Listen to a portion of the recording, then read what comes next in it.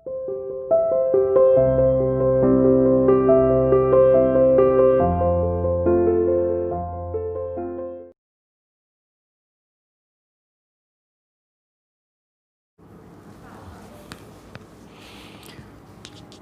morning students, how are you?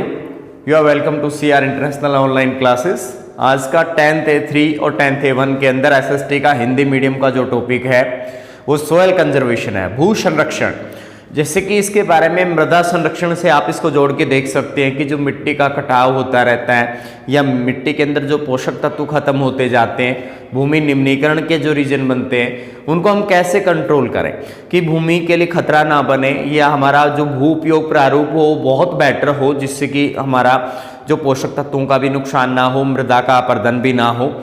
तो इसके अंदर हम 3 टॉपिक लेके चलेंगे। पहला टॉपिक होगा भू उपयोग प्रारूप, जो भारत के अंदर क्या ड्राफ्ट है इस चीज के बारे में। दूसरा है भू संरक्षण का और तीसरा है प्राकृतिक संसाधनों का महत्व। इसके अंदर सबसे पहले पे आते हैं शुद्ध बोए गए क्षेत्र का प्रारूप, जो कि हमारा भू उपयोग प्रारूप का मतलब होता है कि हम अब इंडिया के अंदर कितनी जमीन खेती के लिए, कितना फैक्ट्रियों के लिए, कितना बस्तियों के लिए, कितना चरागाहों के लिए, कितनी सड़कों के लिए, इन रूपों में मतलब कितना कितना हम यूज कर पाते हैं, कितनी बंजर जमीन है, कितनी सिंचाई के लिए है। तो इसमें आता है शुद्ध बोया गया क्षेत्र, जो कि 45.26% से कम होकर के 43.41% हो गई है। यानी उस समय पर जो हमारा शुद्ध बोया गया जो क्षेत्र था वो पहले ज्यादा था, इसके अंदर 45.26 था और बाद में 43.41 हो गया है। लेकिन 2005 से 6 में ये हमारी गवर्नमेंट के प्रयासों से, जो कि उस समय पर हमारे देश की जो गवर्नमेंट कांग्रेस गवर्नमेंट रही है, कांग्रेस पार्टी की गवर्नमेंट, तो उन्होंने बहुत अच्छा काम किया उस समय पर खेती के लिए। उनके प्रयासों से हमारे देश में शुद्ध बोए गए क्षेत्र में कुछ वृद्धि दर्ज करने को मिली और उस 47% ये जो है बढ़ोतरी का दर्ज उस समय हो पाया। सरकार के द्वारा उठाए गए कदमों के परिणाम स्वरूप शुद्ध बोए गए क्षेत्र में 47% की वृद्धि हुई। इसका मतलब है अगर गवर्नमेंट कोशिश करती है तो डेफिनेटली रिजल्ट मिलते हैं। आज भी इस सरकार ने भी कुछ कोशिश की है, लेकिन इसमें ज़्यादा अंतर तो नहीं आया है, लेकिन ये लगभग 45 से 50 के बीच में ही रहता है। इसके बाद आगे है वनों के अधीन। ये जो आपका सेकंड पॉइंट है, पंजाब और हरियाणा में 80% भूमि पर खेती होती है, पूर्वी प्रांतों में 10% से कम क्षेत्र बोया जाता है।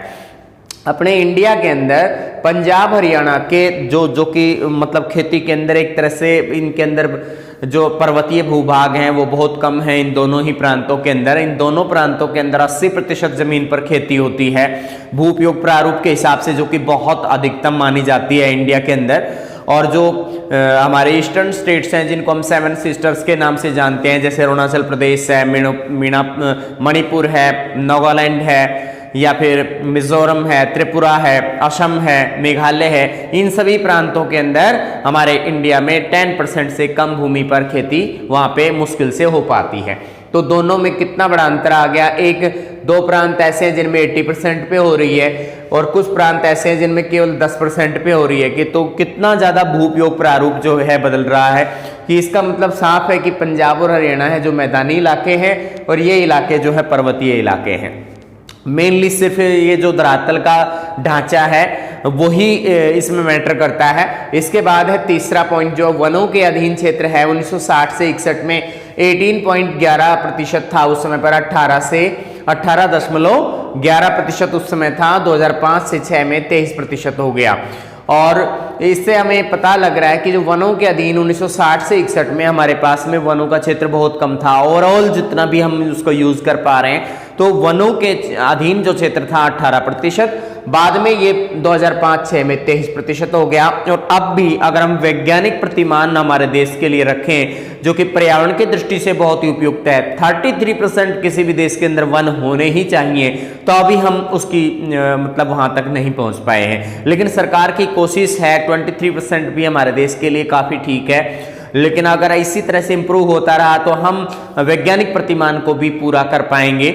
लेकिन कभी कभी ऐसी चुनौतियां भी मिलती हैं कि बड़े क्षेत्र पर वनों का ह्रास भी देखने को मिलता है, वनों का कटाव भी हो रहा है, तो लोगों को अवेयर करने की जरूरत है और सख्त कानून बनाने की जरूरत है।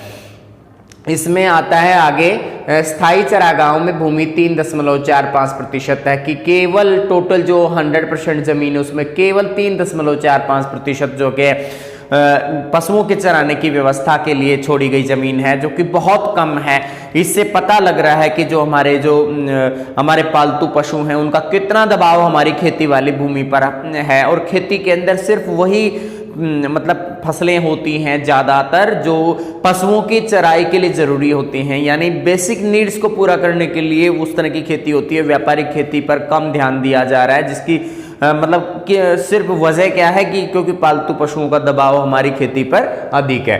इसके बाद है प्रति भूमि का क्षेत्र भी कम। अगर हम ओवरऑल हमारे 100% जमीन का सिस्टम देखते हैं तो प्रति भूमि जो छोड़ी गई भूमि जिसे कहते हैं, कभी 1 साल के लिए कभी 2 साल के लिए, जैसे लगातार जो बोते रहते हैं अगर हम किसी खेत को, तो उसके पोषक तत्व खत्म हो जाते हैं। पोषक तत्वों को अगर हमें बचाना है तो कुछ वर्ष के लिए जैसे खेती करें और फिर उसके बाद में 1 या 2 साल बीच में गैप छोड़ दें तो उसको प्रति भूमि बोला जाता है। हमारी लोकल लैंग्वेज यहाँ पर हम देखते हैं कि बधवाड़ जो बोलते हैं, खेतों को बधवाड़ के रूप में छोड़ दिया जाता है, फिर उसको इम्प्रूव होती है, उसकी पोषक तत्व इम्प्रूव होते हैं और वो फसलों के लिए बेटर मतलब एक माहौल दे पाती है।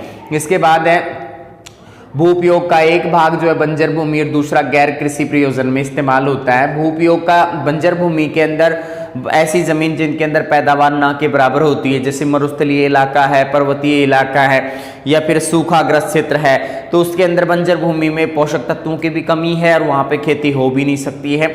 दूसरा प्रयोजन बताया सड़क मार्ग के अंदर, पुलों के अंदर या फिर शहर बस्तियां या गांव वगैरह बसे हुए हैं, तो इस तरह की प्रयोजन में सड़कें वगैरह बनी हुई हैं, नहरें निकाली गई हैं, तो उनमें जमीन रुक गई है, यानी वहां भी जमीन का इस्तेमाल किया जा रहा है। तो इस प्रकार ये हमारा भू उपयोग प्रारूप था अब तक। अब इससे नेक्स्ट टॉपिक पर हम आते हैं भू संरक्षण।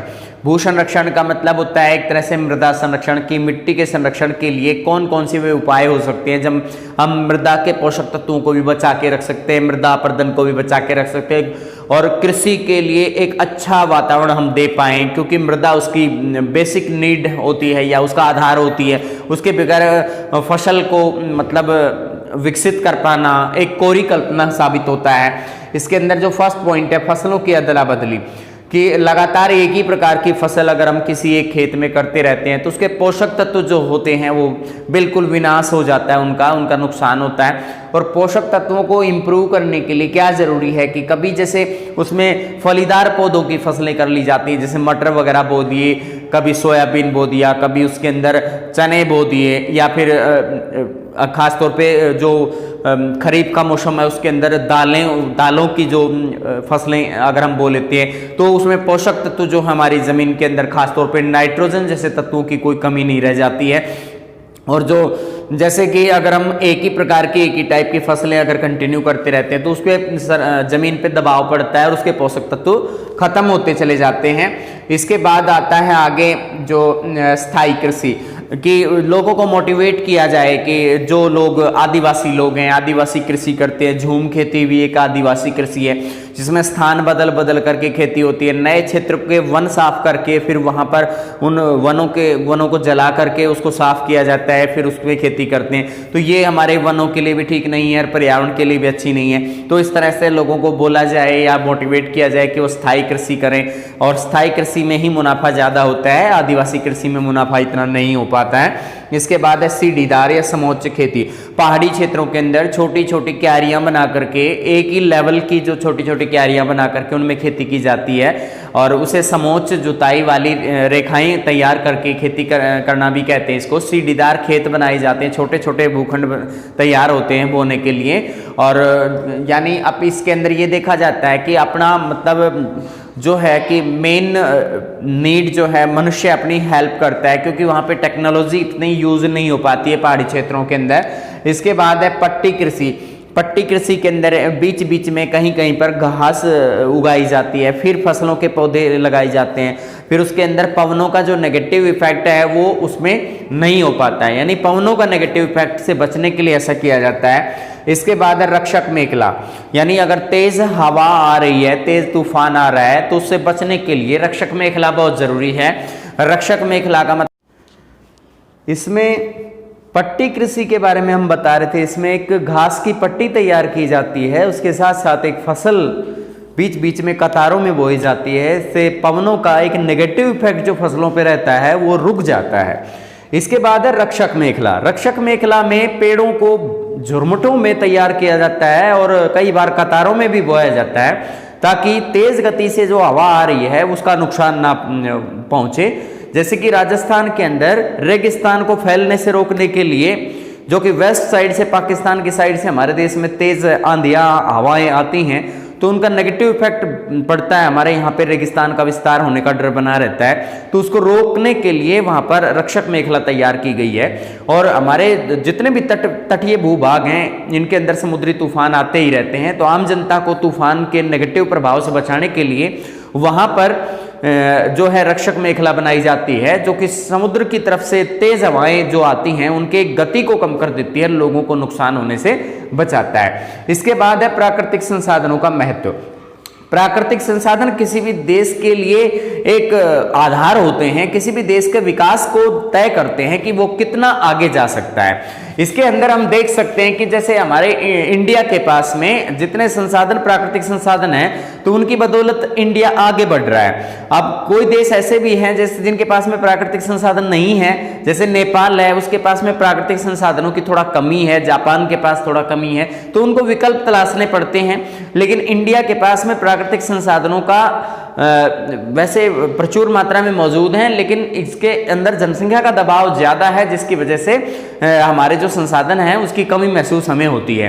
इसके अंदर संसाधन जैसे प्राकृतिक संसाधनों में पेड़ पौधे हैं, नदियां हैं, पर्वत हैं, विभिन्न प्रकार की धातुएं हैं, खनिज हैं, प्राकृतिक खनिज हैं, ये सब हमारे लिए होते हैं। और ये अगर किसी देश में पर्याप्त मात्रा में मौजूद हैं तो वो देश ऊपर विकास करने से उसे कोई नहीं रोक सकता। प्रत्येक देश की जीडीपी ऊपर उठने में और प्रति व्यक्ति आय बढ़ने में इस प्राकृतिक संसाधन का बहुत बड़ी भूमिका इसके अंदर होती है। और इसके अलावा प्राकृतिक संसाधन जो है हमारे देश की रोजमर्रा की जरूरतों को पूरा करते हैं। ये दैनिक जरूरतें हम प्राकृतिक संसाधनों से ही पूरा करने की कोशिश करते हैं। तो इस प्रकार प्राकृतिक संसाधन किसी भी देश के लिए और नागरिकों के लिए बहुत ही महत्वपूर्ण साबित होते हैं। इसको एक बार फिर से हम रिवाइज करेंगे। भू उपयोग प्रारूप के अंदर सबसे पहले पॉइंट में शुद्ध बोया गया क्षेत्र पहले 45% था, इससे कम रहकर 43% रह गया, जो कि काफी कम हो गया। गवर्नमेंट ने प्रयास किए तो इसके अंदर थोड़ा सुधार हुआ, जो 47% की इसमें वृद्धि दर्ज की गई। पंजाब और हरियाणा में 80% भूमि पर खेती होती है, जबकि पूर्वी जो हमारे राज्य हैं जैसे बंगाल, ये जो आपका है मणिपुर है, और मिजोरम है, मेघालय है, इसके अलावा अरुणाचल प्रदेश है, त्रिपुरा है, इन सभी राज्यों के अंदर जो कि पहाड़ी प्रदेश है उनमें 10% से कम क्षेत्र पर खेती होती है, जो कि काफी बड़ा अंतर होता है, क्योंकि ये मैदानी इलाका है, वो पहाड़ी इलाका है। सब मेन जो है, जो धरातल के आकार को की वजह से ऐसा हो रहा है। वनों के अधीन क्षेत्र है 1960 से 61 में 18% था, 2005 से 6 में 23% हो गया। लेकिन किसी भी देश के लिए पर्यावरणीय दृष्टि से 33% जो है वनों का क्षेत्र होना चाहिए, और ये हमारे देश में अभी और समय लगेगा इसको इंप्रूव होने में। इसके लिए हमें लोगों को मोटिवेट करने की भी जरूरत है। स्थायी चरागाहों की कमी 3.4% है, जो कि बहुत ही ज्यादा कम है हमारे देश के अंदर। जो पशुओं की तादाद बहुत ज्यादा है और उसका दबाव कृषि भूमि पर पड़ता है, और उसका नेगेटिव इफेक्ट हमारे देश की किसानों की आय पर पड़ता है। प्रति भूमि जो है उसका क्षेत्र भी कम है। प्रति भूमि छोड़ना जरूरी होता है, क्योंकि लगातार एक ही प्रकार की फसल बोते रहने से फसलों को जो मतलब भूमि के पोषक तत्वों का नुकसान होता है। भू उपयोग प्रारूप के अंदर बंजर भूमि और दूसरे कृषि प्रयोजन में भी जमीनों का इस्तेमाल बढ़ रहा है। इसके बाद है भू संरक्षण में फसलों की अदला बदली, स्थायी कृषि, सीढ़ीदार समोच्च जुताई, पट्टी कृषि, रक्षक मेखला। इसमें फसलों को बदल बदल कर बोया जाता है, ताकि फसलों के अंदर जो मतलब पोषक तत्व भरपूर बने रहें, मिट्टी के पोषक तत्व भरपूर बने रहें। स्थायी कृषि के अंदर जो है, इसके अंदर जो आदिवासी कृषक होते हैं उनको मोटिवेट किया जाता है स्थायी कृषि करने के लिए, उनको बोला जाना चाहिए इसके लिए।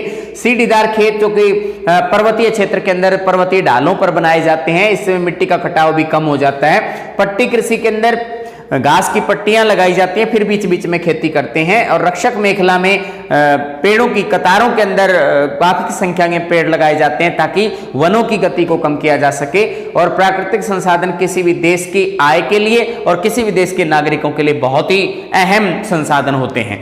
धन्यवाद।